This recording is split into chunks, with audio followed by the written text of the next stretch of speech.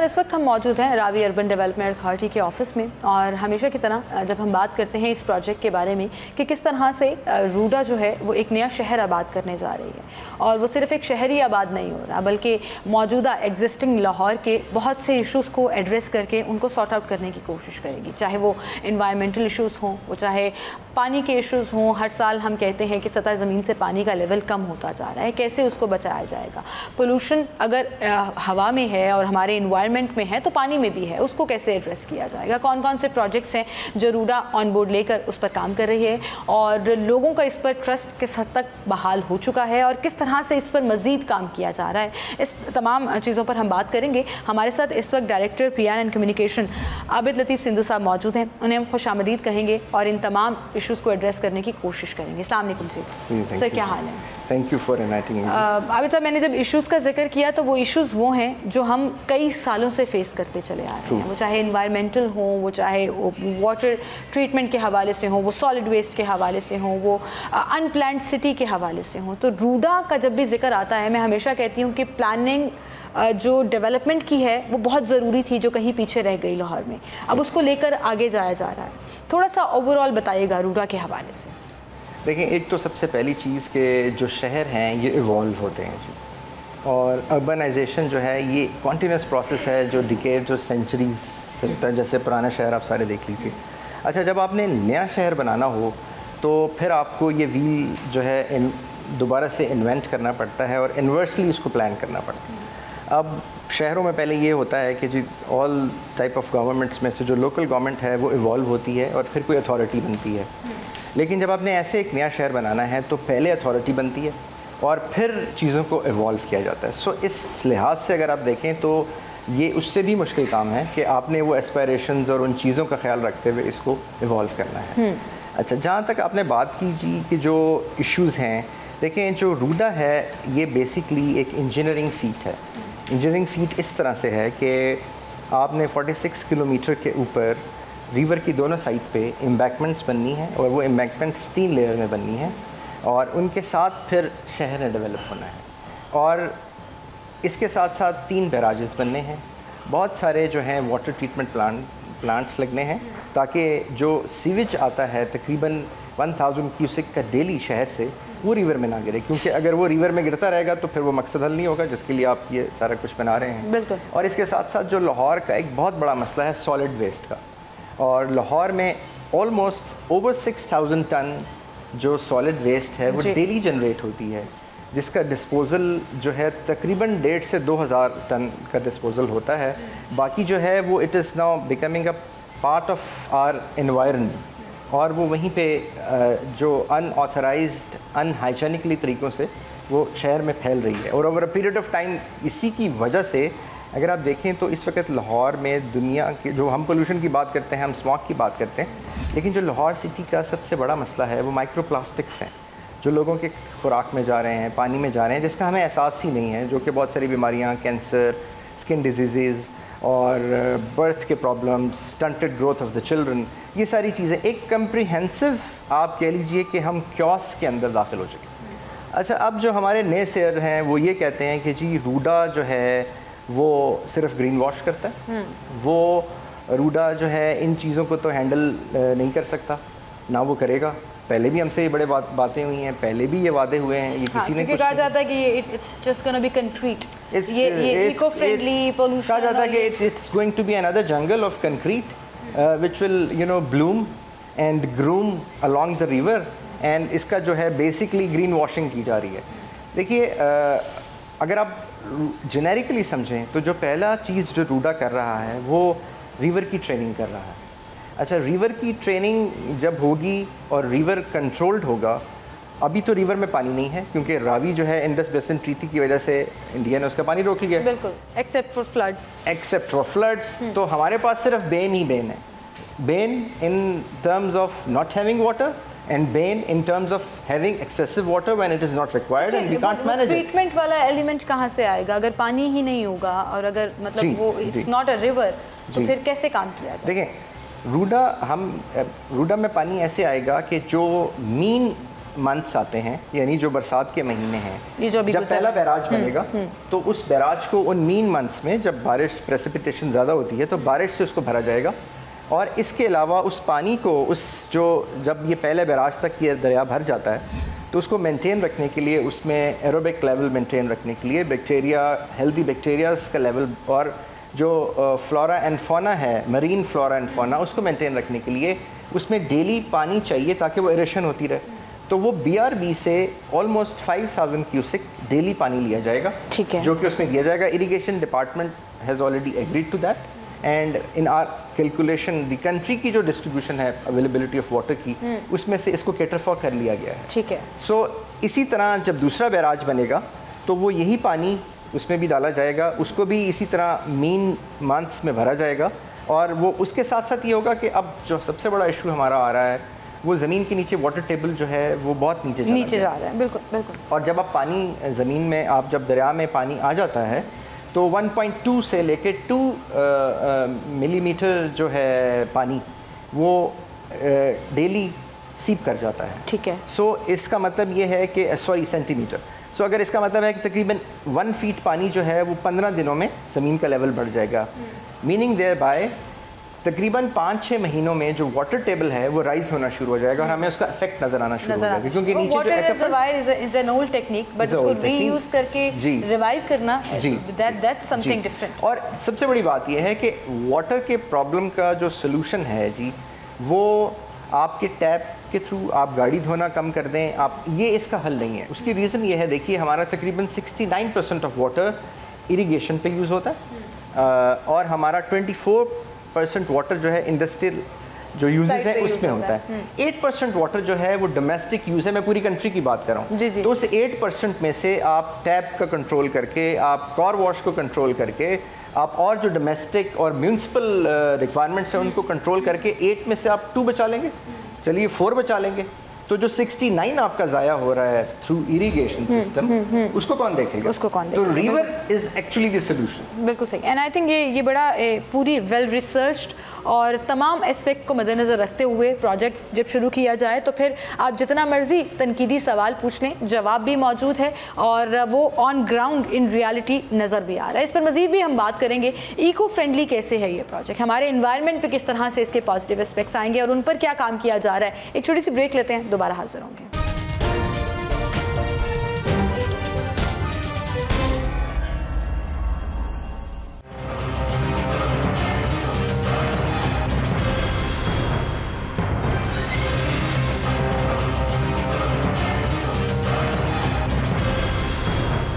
Welcome back नाज़रीन, एक बार फिर से आपको खुशामदीद कहेंगे। हम गुफ्तगू कर रहे हैं director PR and communication RUDA से और जिक्र कर रहे हैं कि हम जो है वो किस तरह से रूडा जैसे प्रोजेक्ट से ना सिर्फ आने वाले सालों में फ़ायदा उठाएंगे बल्कि इसका डायरेक्ट और इनडायरेक्ट बेनिफिट जो है वो तमाम लोगों को होगा।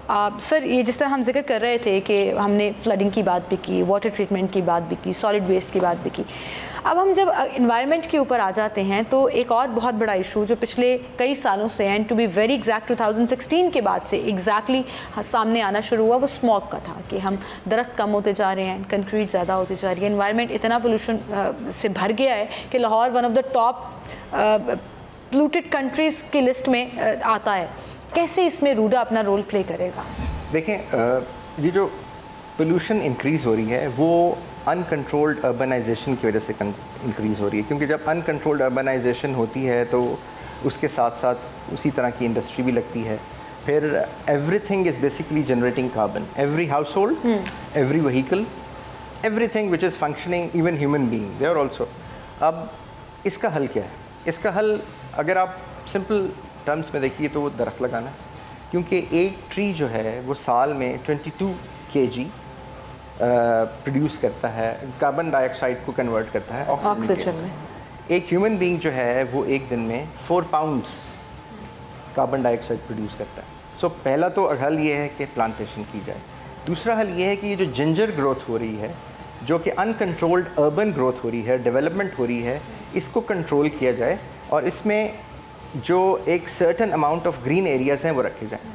अब आप देखें शहर के अंदर जो बहुत अच्छी भी सोसाइटी, मैं नाम नहीं लूँगा because I don't want to delete somebody, जो शहर के अंदर बहुत अच्छी सोसाइटीज़ भी हैं, वहाँ पे 7% 6% ग्रीन एरिया है। रूडा जो डेवलपमेंट जो रूडा ने प्लान की हुई है, जो मास्टर प्लान का हिस्सा है, उसमें right from the starting it is with in the house, जो जो घरों का स्ट्रक्चर है या जो रेजिडेंशियल साइड है, जी, उनके अंदर 11% है।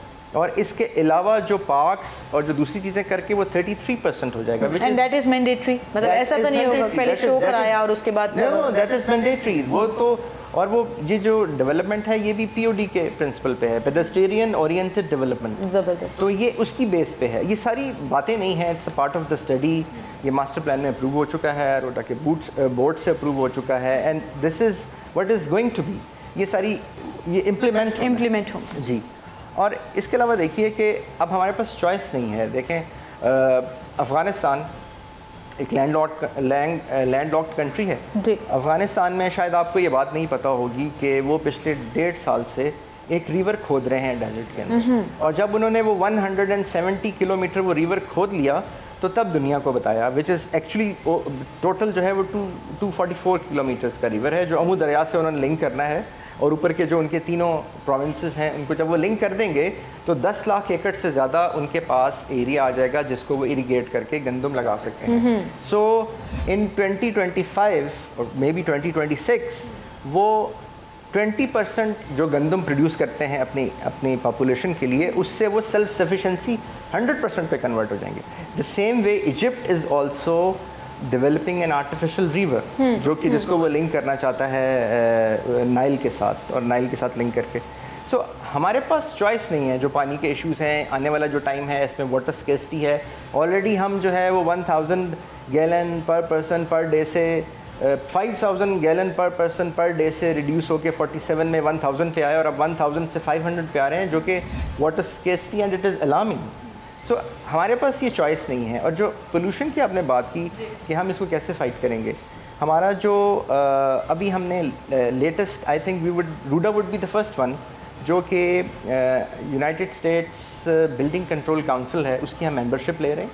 और उसका जो सर्टिफिकेशन का प्रोसेस है लीड्स का, जिसमें leadership in energy and environmental design, वो हमारी हर बिल्डिंग, हर घर, हर मिड राइज, हर हाई राइज, हर हॉस्पिटल, हर कॉलेज, हर यूनिवर्सिटी जो रूडा में बनेगी वो लीड्स के स्टैंडर्ड पे बनेगी। और हमारा एनवायरमेंटल डिपार्टमेंट अभी उस पर काम कर रहा है। आपको जल्द इंशाल्लाह with in 2-3 months time you will come to know that we have acquired that certification, और उसके बाद वो इम्प्लीमेंट होगा, उसके बायलॉज हम बना रहे हैं। सो इस तरह की बहुत सारी चीज़ें we are also doing and working intensively with जो हमारी स्टेट के डिपार्टमेंट्स हैं उनके साथ भी, अपने पार्टनर्स के साथ भी on carbon credit. Sir I think it's all about initiative कि आप किस तरह से लेते हैं। हम जब मुझे याद है कि शुरू में जब डिफरेंट किया करते थे, हमारा जुर्म ये है कि हम आउट ऑफ द बॉक्स सोच रहे हैं, और जब हम आउट ऑफ द बॉक्स सोच रहे हैं तो बहुत सारी हम पे मिसनॉमर्स भी आते हैं, हम पे क्रिटिसाइज भी बहुत कम हो गया है, अब बहुत कम हो गया है, and people have started taking ownership of that,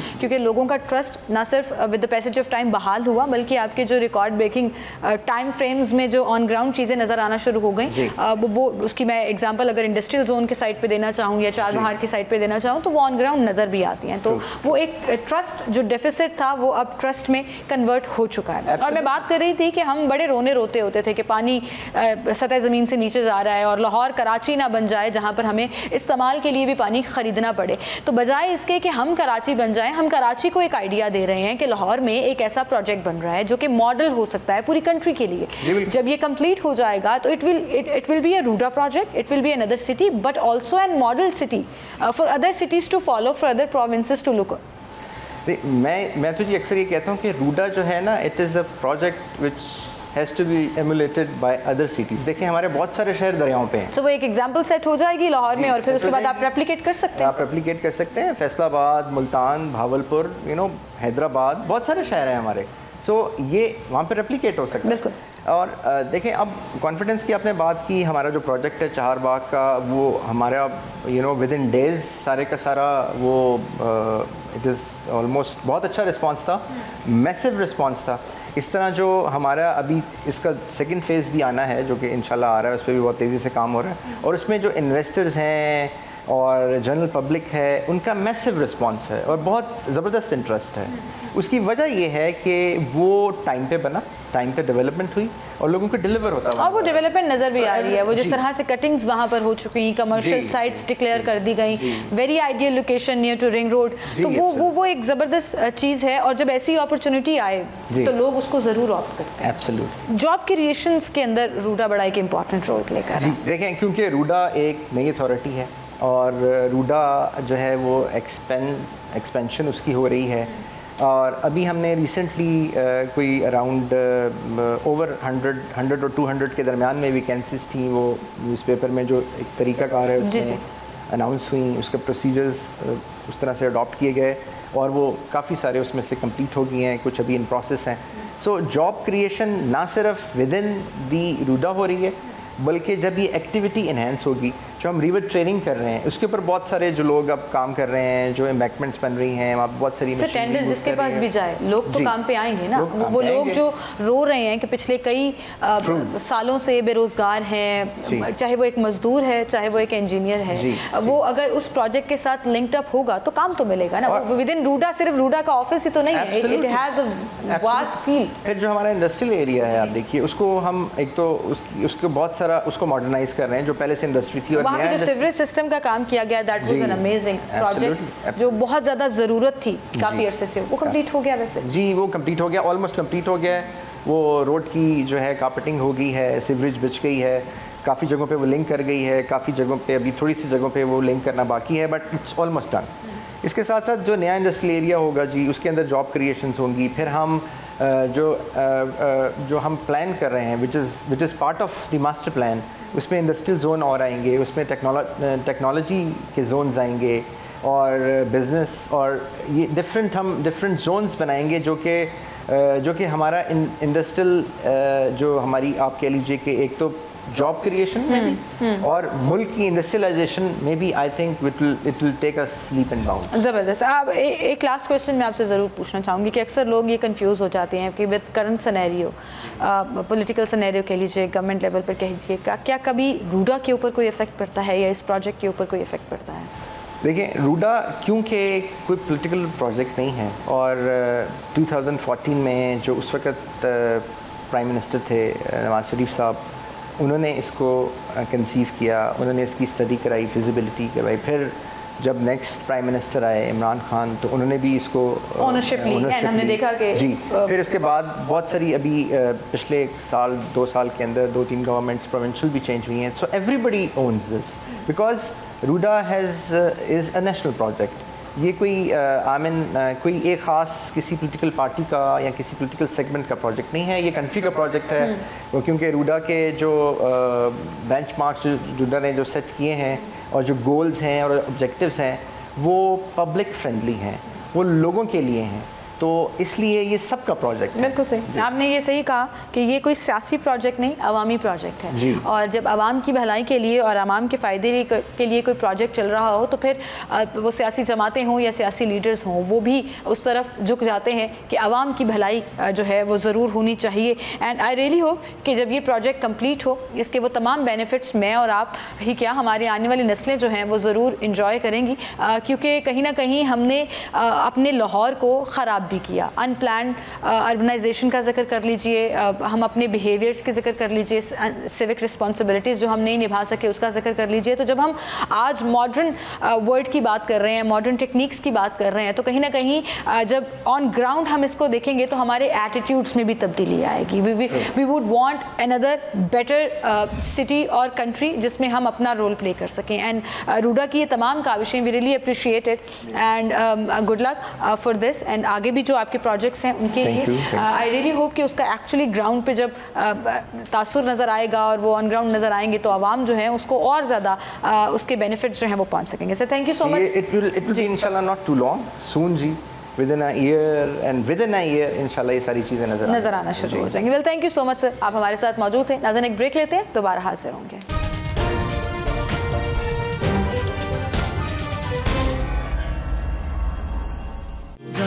अपनी ही मौजों में होगा मगन, चांद मेरी ज़मीन, फूल मेरा वतन।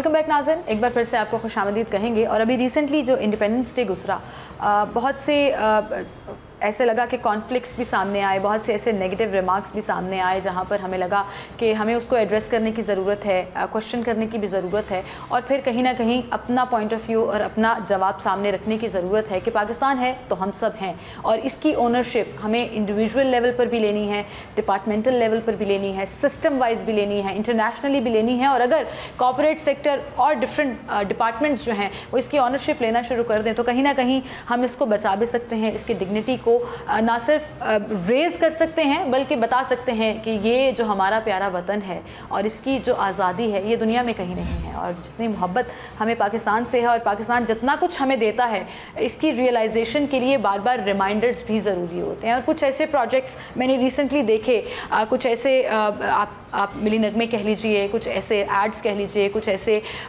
शॉर्ट वीडियोस कह लीजिए, जहाँ पर मेरे दिल को खुशी हुई कि कहीं कुछ बेहतर हो रहा है। और ऐसे ही रूडा ने एक बड़ा इम्पॉर्टेंट रोल प्ले किया। एक जो मिली नगमा उन्होंने जारी किया, उसका रिस्पांस मैसिव था। क्या ज़बरदस्त रिस्पांस सोशल मीडिया पर उनको मिला, आपने डिफरेंट चैनल्स पर Certify 2 की स्क्रीन पर भी देखा होगा, और सुन के मज़ा भी आया। और विजुअल्स देख के ये रियलाइज़ हुआ कि हमारा वतन बहुत प्यारा है और हमें कहीं ना कहीं अपना रोल प्ले करना है इसको बेहतर करने में। गिले शिकवे शिकायतें तो होती रहती हैं, लेकिन हम कैसे अपना रोल प्ले कर सकते हैं ये भी बड़ा इंपॉर्टेंट होता है।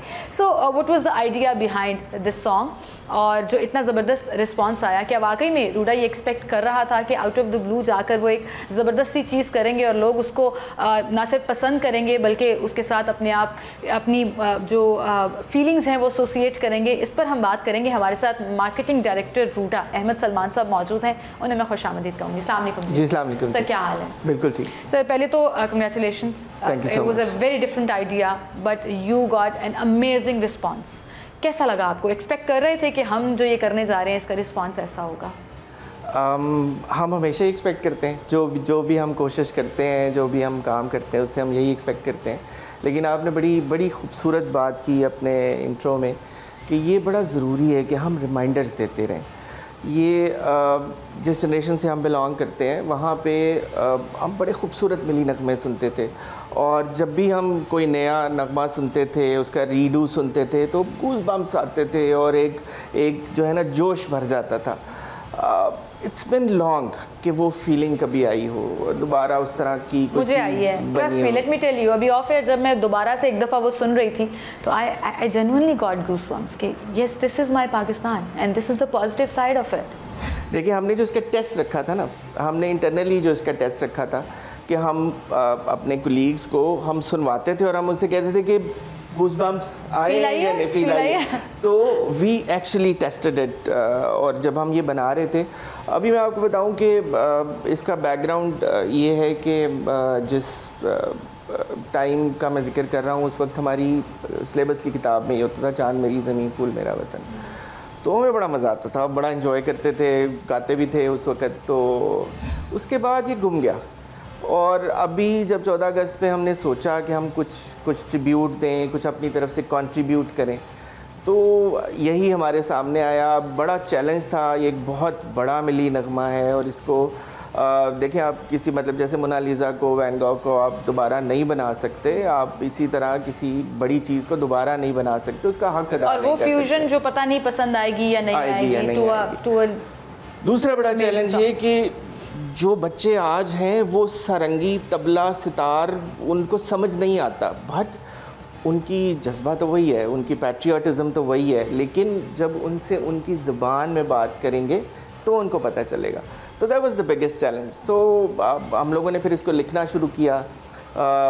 Very interesting fact for you कि ये हम लोगों ने ख़ुद लिखा। अच्छा। हम लोगों ने अपने ऑफिस में इसकी थोड़ी लाइंस चेंज की। पहला ऑब्जेक्टिव डेफिनेटली ये था कि पाकिस्तान के साथ कुछ अपनी मोहब्बत का इजहार कर सकें। फिर दरियाए रावी हमारे लिए तो ब्लड लाइन है। जो लाहौर के इस वक्त हालात हैं, जो पानी के हालात हैं, जो वाटर पोल्यूशन है जिसकी वजह से इतनी इश्यूज़ क्रिएट हो रहे हैं, उसमें एक रावी हमारा सर्वाइवल है। और यही वो कॉज़ है जो हम चाह रहे थे कि ये किसी तरह उजागर की जाए। और उसका रूट इससे अच्छा नहीं हो सकता कि आप एक नेशनल सॉन्ग में अपनी कॉज को एक्सप्लेन कर जाएं। बिल्कुल, and it was very tricky but creative. That अल्हम्दुलिल्लाह वो हमारा मैसेज जो है वो रावी का भी, आपको जो पहली फीलिंग आती है वो सुन के ये सॉन्ग, वो ये है कि आप चांद मेरी ज़मीं आपके आप एको करते हैं, रेजोनेट करते हैं, उसके साथ अटैच हो जाते हैं। आपको रावी की कोई अहमियत का पता चलता है। देखिए आपने मेहरान पे बड़े गाने सुने, सिंधु दरिया पे बड़े गाने सुने, आजकल बड़ा पॉपुलर भी है। आपने रावी के ऊपर कोई गाना ही नहीं सुना। आपने कोई मतलब फोकलोर्स एंड फोक टेल्स या टप्पे माइये तो होते थे, लेकिन रावी पे किसी ने कोई काम ही नहीं किया। तो इसमें हमारी यही कोशिश थी कि हम इसमें रावी को किसी तरह अपना मैसेज दे जाएं। तो दैट वर्कड आउट और अल्हम्दुलिल्लाह बहुत बहुत ही अच्छा रिस्पांस आया। और मैं ये समझता हूँ कि जो चीज़ आपको खुद पसंद होती है वो इवेंचुअली सबको पसंद आती है। तो ये हमारे दिल के करीब था और स्प्रेड भी उसी तरह किया। बिल्कुल सही। एंड आई थिंक वो जो आपका आइडिया बिहाइंड इट वो इट सोल्ड इटसेल्फ कि जब वो लोगों का रिस्पांस आना शुरू हुआ तो नोबडी सेड कि कहाँ रूडा और कहाँ मिली नगमे और कहाँ ये ट्रिब्यूट, एवरीबडी लव्ड इट। तो वो जो आपकी काविश थी वो एक्चुअली प्रैक्टिकली नज़र भी आई। So let's talk about little on the production and the song, और फिर बगा साहब को कैसे ऑन बोर्ड लाया गया, थोड़ा सा उसका अगर हम बैकग्राउंड डिस्कस कर सकें।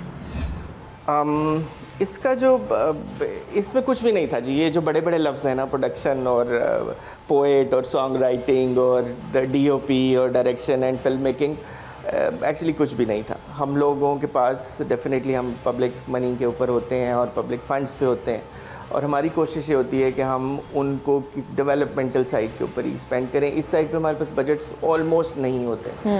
उसमें कोई ऐसा काम करना जो है वो हमेशा ही चैलेंज रहता है। तो लिखा हमने खुद, कंपोजिशन इसकी बग्गा साहब ने की, गाया भी उन्होंने ही, और उन्होंने बिल्कुल पर्सनली इस सॉन्ग को जो है ना वो मतलब he was touched, he was emotional wise while singing this song.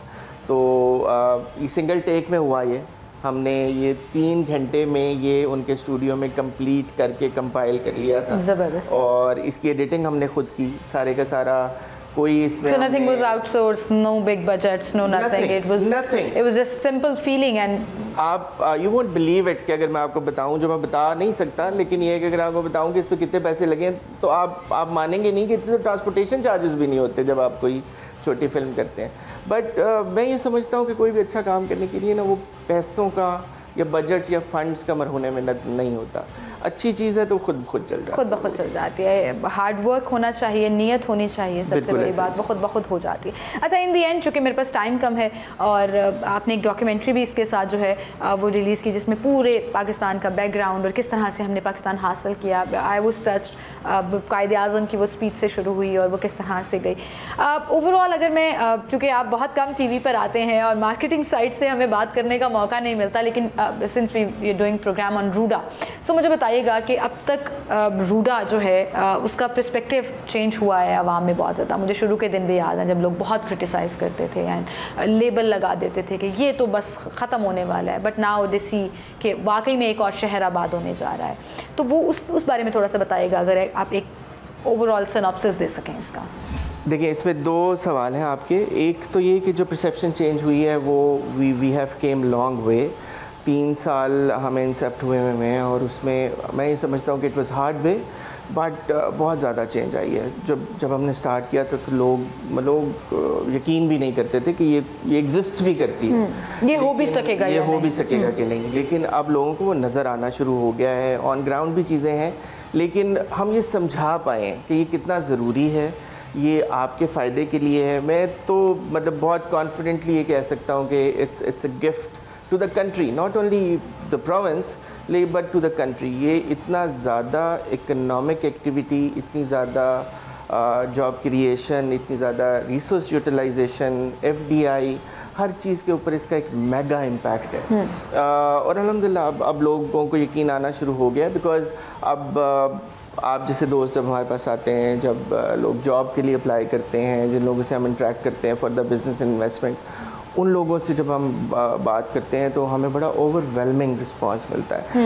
$1 million बड़ी की इन्वेस्टमेंट कोई भी उस प्रोजेक्ट में नहीं करता जिस पे वो बिलीव जिसमें ट्रांसपेरेंसी नज़र ना आए। ये आपने देखा हमारे ऑफिस में हमने ये कोशिश की है कि ये डिफरेंस क्रिएट करें कि हम जो है ना वो स्टैंडिंग अहेड ही हों किसी भी और पब्लिक इंस्टीट्यूशन से। दूसरा, आपने डॉक्यूमेंट्री के बारे में पूछा, ये भी मैं समझता हूँ कि ये बड़ा ज़रूरी है कि बच्चों को ये पता हो कि ये क्यों बना था, इसकी वजह क्या थी। बिकॉज़ अभी जो है वजह जानना जो है ना वो सबसे ज़्यादा ज़रूरी है कि जब तक आपको ये पता नहीं कि ये मैंने घर क्यों बनाया था, आप उसको वैल्यू नहीं कर सकते। तो अब हमने ना इसको एक place to live and sleep का दर्जा दे दिया, which is not the case. ये घर है जिसके साथ हमारा एक प्रॉमिस है, एक वादा है। और मैं तो हमेशा ये कहता हूँ कि मुश्किल वक्त में घर बदल नहीं लिया करते, आप उसको ठीक करते हैं। अगर बारिश से कोई छत टूट गई है, कोई पेंट उखड़ गया है, कहीं से पानी आ रहा है, आपके दरवाजे टूटे हुए हैं, तो आप उनको ठीक करवाते हैं। आप छोड़ के किसी और के घर में रहना नहीं शुरू कर देते। तो ये जो डॉक्यूमेंट्री है यही बताने की कोशिश है कि ये क्यों था, इसकी बिल्कुल सही। It was like a reminder कि पाकिस्तान किस तरह से बना, आज़ादी की अहमियत क्या है, कितने सेक्रीफाइसेस दिए हमारे आबाओ अजदाद ने, और किस तरह से अगर 75 सालों में हम रोने रोते हैं, परेशानियां जिक्र करते हैं, शिकायतें करते हैं, गिले करते हैं, तो वहीं पर हमने बहुत कुछ अचीव भी किया है। We are not standing on 47 right now. हमने उससे बहुत आगे पाकिस्तान को बहुत बेहतर पोजीशन में देखा है। और इंशाल्लाह आप जैसे लोग और ये आइडियोलॉजी अगर हमारे बड़ों में नज़र आना शुरू हो जाए कि पाकिस्तान सबसे पहले है, तो इंशाल्लाह पाकिस्तान दोबारा से जो ये मुश्किल हालात हैं, चैलेंजेस हैं, उससे बाहर निकलेगा और दोबारा से अपनी अरूज पर जो है वो ज़रूर नज़र आएगा। Well, thank you so much, thank you so much Ahmad Salman sahab, आप हमारे साथ मौजूद थे। और इसी के साथ नाज़िर मुझे इजाज़त दीजिए, अपना ख्याल रखिएगा, अल्लाह हाफ़िज़।